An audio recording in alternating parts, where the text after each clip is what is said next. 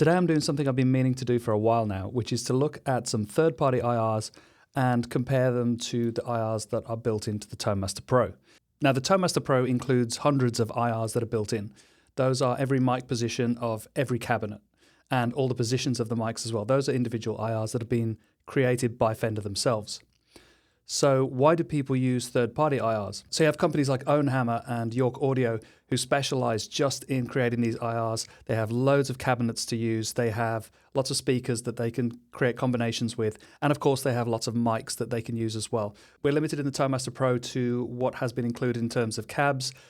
Those are obviously what speaker types are available, and by the microphones. There's not a huge selection of mics. There's enough, but it would be nice to have a couple of extras in there. But also, certain studios will have certain mics that sound, unique or different to what a standard mic might sound like, and they might have used those in the IR recordings as well.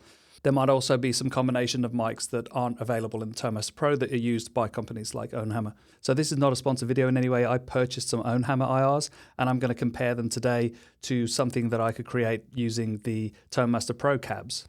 So to start with, I'm going to use an Ownhammer IR called EDVH 2013A Modern 1. That's the Van Halen V30 speaker, and I'm using it with a speaker impedance curve of the Mega V30, not the 5150 cab. So just to show you first, when you load an IR, I've got all these in here, and there's a blend, there's classic, which uses like a classic cab, there's modern, which uses the modern type of cabinet, and then there's a tall cabinet as well, and there's some sort of additional combinations of mics, etc. in here.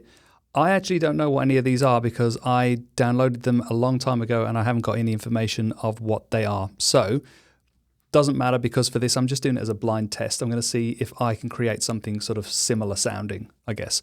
You can preview the IRs before you confirm, but I'm just choosing the modern one for this particular demo. Hit confirm, and you can see when you load it, there's the speaker impedance curve here.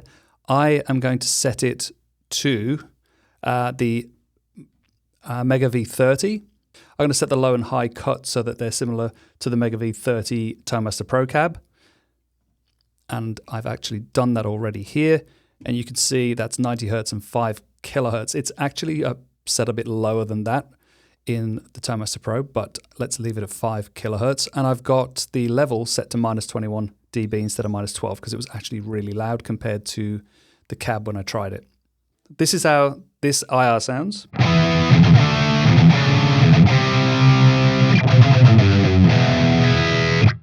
So I've set up a test using the EVH 5150 amp again here and a pair of Mega V30 cabs. I've got an MD421 and an SM57, and I was sort of trying to get similar tone, but I found it very difficult actually to get the same tone. I've got it blended at 96%, which is odd in itself. But this is how this one sounds.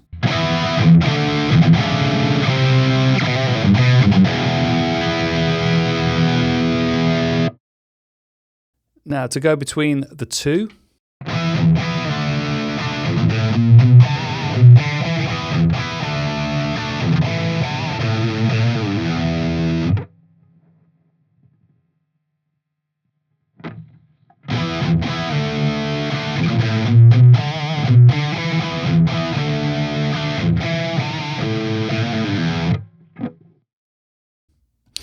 Now I have adjusted the mids on this particular amp model here, which I'm just going to bump up a little bit.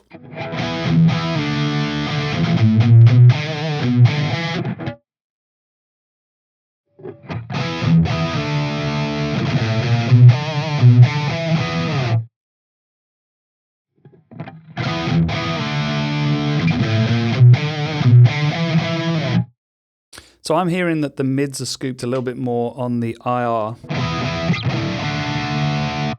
It's kind of been bugging me that I can't get it exactly the same. I've messed around with lots of different mic combinations. I've landed on this SM57 and MD421 as a combination.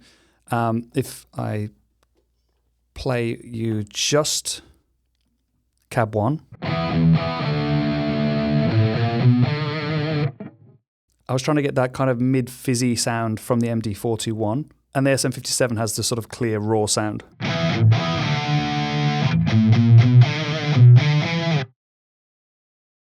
And then when I started blending it, and say if I blend it at 50, there's too much. This is at like 50%.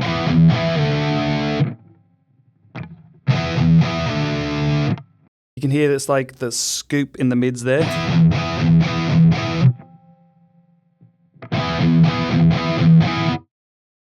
So that's why I push this all the way over. Let's just show you what it sounds like at 75%.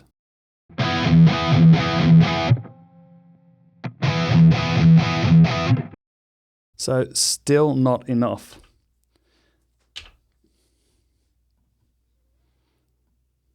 And that's why I set it around 96. Even then, better, but it's not perfect. The only way I could probably get this perfect, not knowing what the mic was used and the mic not being the same, the speaker's not the same, is potentially adding an EQ after the cabs here and doing a little bit of extra work with the EQ. But the point of this video is, are third-party IRs way better than the Tone Master Pro IRs? I just think they're different, and you can probably achieve the same results if you're willing to put a bit of time in with EQ. But generally, you're creating tones to work with a band. I'm obviously in a slightly different position here because I'm usually making content for YouTube, and I'm just sort of sitting here with headphones on and listening through my speaker. So I'm playing in isolation. So obviously you need to hear this at volume in a band situation if that's what you're using your Tone Master Pro for. I've recorded a couple of riffs over a drum track, and I'll come to that in a second.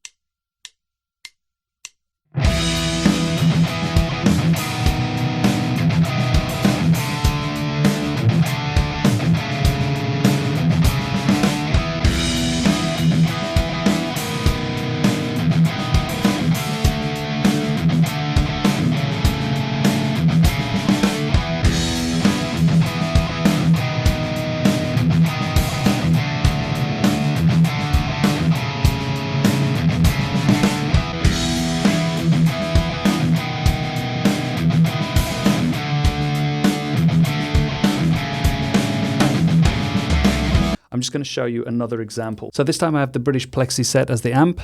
You can see the settings here. And then the IR is set with an impedance curve of the 4x12 EVH 5153S. I have a low cut of 85 Hertz and a high cut of 5 kilohertz. That sounds like this.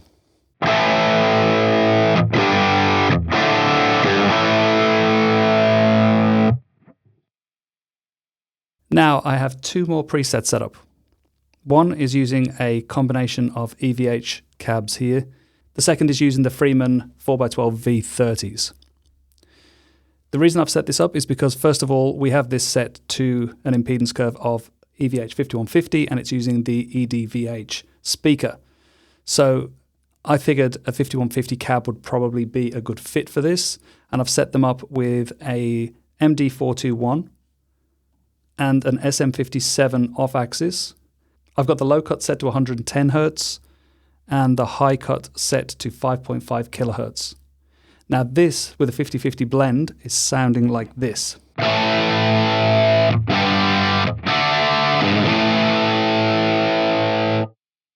Now if I play those back to back,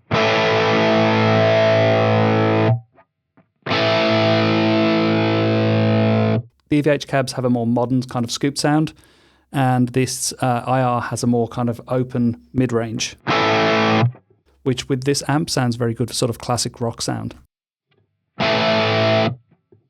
Just kind of curves a little bit. So what I've done is I've also set up the same settings of the amp, the same mics and the same settings for the mics, but I've used the Freeman V30 cabs instead. And these cabs are blended slightly differently. I've put a 37% blend here, and that's more towards mic 1, which is the 57. Mic 2 is the MD421. So this preset sounds like this.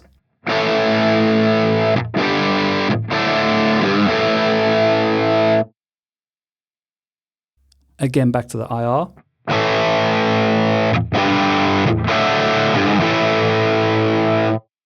Now it sounds very different, but that sounds a little bit closer than the 5150. So between these two,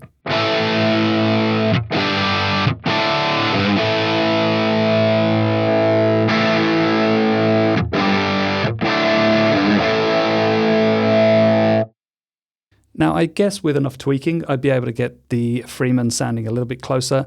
I've just gone for a classic combination of the SM57, the two dynamic mics, SM57 and the MD421, and one of them set to off axis. With it on axis, actually, I'll use the looper.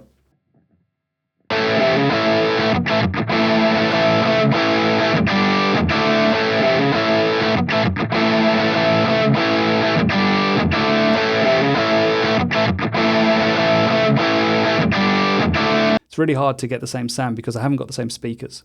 So the speaker is going to be the biggest factor in this, but secondly is the cabinet. And the IR will pick up the sound of it, sort of reflecting that sound out of the cabinet into the mic. So that's going to make a difference as well, but there's definitely a difference in the mid-frequencies. I feel like there's a clearer mid-range coming from the IR than there is from the Freeman or the 5150. They maybe aren't the right cabs to use for this. And you could spend hours just going through trying to find one that fits the exact sound of the IR. But kind of not the point of this. The point was to say, are they that much better? Well, in this case, I actually do prefer the IR. I think that sounds really good. It sounds really clear. And in a recording situation, it's going to sound great. In a live situation, it's going to sound great. The Freeman and the 5150 in isolation through headphones, they don't sound as good. They sound a bit too scooped for me. If you're recording, you would EQ the guitars anyway to be exactly what you wanted. And if you're playing live, then these might sound absolutely perfect anyway for what you want when they're in the mix with the band. So now I'll do a demonstration with the drums, and I'll play the IR first, then the 5150 preset, and then the Freeman V30 preset, and then back to the IR so you can hear the difference.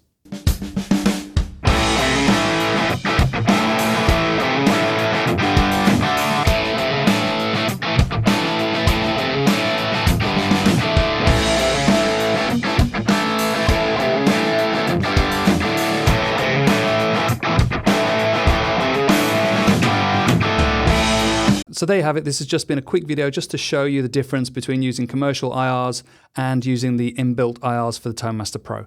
Obviously, with the Tone Master Pro, you have a lot of options. You can move mics around all over the place. You can change the high and low cut if you want to decrease the amount of high end. You can blend the two mics with quite a lot of control here. And you can also match cabinets. So you can change the British GB to be a Freeman greenback instead. Let's show you what I mean. You can just mix and match as much as you want. Let's say you wanted the Freeman greenback. You've now got two different cabs. You can use the same mic if you want with the same position, or you can just move around. There's like a lot of scope for experimentation within the Tone Master Pro. This might be a bit off-putting for some people. So much choice when you could just load an IR that's already had all of those choices made for you. And I totally get that. I've published a workshop on johnsguitargarage.store which kind of addresses some of these issues. It's about how to combine different types of speakers, what those different types of speakers are used for, how you can use different types of mics and blend them. The idea is to try and make it less daunting for people who are not used to recording guitars and not knowing which speaker combinations to use, which mics to use, and how to sort of blend the two together. So if that's something that you find a little bit confusing, head over to johnsguitargarage.store and look for the Ultimate Cab and Mic Workshop. I should mention that when you buy an IR pack from someone like Ownhammer, you do get a lot of options. You don't just get one IR. Like you can see on screen here, all of these were included in a single pack. These were just for the EDVH pack. So that might be helpful, but don't give up on experimenting with the built-in IRs. I've heard a lot of people saying when I use it live and at high volume, it's really sort of spiky sounding. Well, use the high cut. Like bring the high cut all the way down. I don't think many people realize that you can cut the high cut all the way down to like 4 kilohertz and you'll still get a great rock guitar sound. If you're playing a lot of cleans, then yeah, fair enough. You might need to go up to 6.5, 7 kilohertz or something. But you can cut that down, crank up your speaker and see if it still sounds too spiky, because I guarantee that's what they've done with these commercial IRs. They've just EQ'd them to ensure that they work through a PA speaker.